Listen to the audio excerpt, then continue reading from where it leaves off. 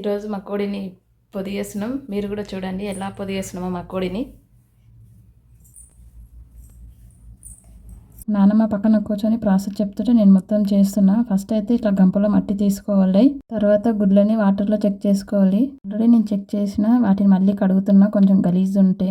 అయితే 12 గుడ్లు ఉన్నాయి, కానీ 12 పెట్టొద్దంట, 11 పెట్టమన్నది మా నాన్నమ్మ. అందుకని ఇంకా 11 పెట్టేస్తున్నా. యాక్చువల్లీ ఇవి గడ్డిలో పెట్టాలి, ఎందుకంటే వర్షాకాలం కాబట్టి. ఇప్పుడు గడ్డి అయితే దొరకదు కాబట్టి ఇంక ఇసుకలోనే పెట్టేస్తున్నా. కొంచెం వేడిగా ఉండేటట్టు చూసుకుంటే చాలు. ఇలా పెట్టిన వెంటనే కోడిని పైన కూర్చోబెట్టొద్దంట, కొద్దిసేపు ఆరిన తర్వాతకి పెట్టాలంట.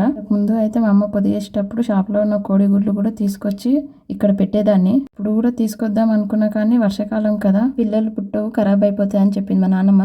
అందుకని తీసుకురాలేదు. నెక్స్ట్ టైం వేసినప్పుడు చూపిస్తా. చెప్పడం మర్చిపోయా, ఇలా పెట్టేటప్పుడు సూర్యుని వైపు చూపించి పెట్టాలంట స్టార్టింగ్లో. కింద ఇంకా ఆకులు అలాంటివి కూడా వేస్తే కూడా గుడ్లు అనేటివి వేడిగా అయిపోతాయి. కానీ మా నాన్నమ్మ ఏం వద్దులే ఉండని చెప్పింది, అందుకే ఇంక ఇలానే వేస్తున్నా. ఇలా బొట్లు కూడా పెట్టాలంట, ఎందుకో నాకు కూడా తెలియదు. మసి బొట్లు పెడుతున్నా ఇక్కడ. తెలిసి దిష్టి కాకుండా లేకపోతే బ్యాక్టీరియా ఏదైనా రాకుండా అనుకుంటున్నా. ఇంకేమైనా తెలిస్తే కామెంట్ చేసి చెప్పండి. నాన్నమ్మని అడిగితేనేమో అలానే పెట్టాలి మంచిది అని చెప్తుంది, నాకేమో తెలియదు. ఇలా పొదిగేసేటప్పుడు కూడా ఎప్పుడంటే అప్పుడు పొదిగేయద్దంట, వారాన్ని బట్టి పొదిగి వేయాలంట. ఎప్పుడంటే ఆదివారం, మంగళవారం, గురువారం, శుక్రవారం అంతేనంట.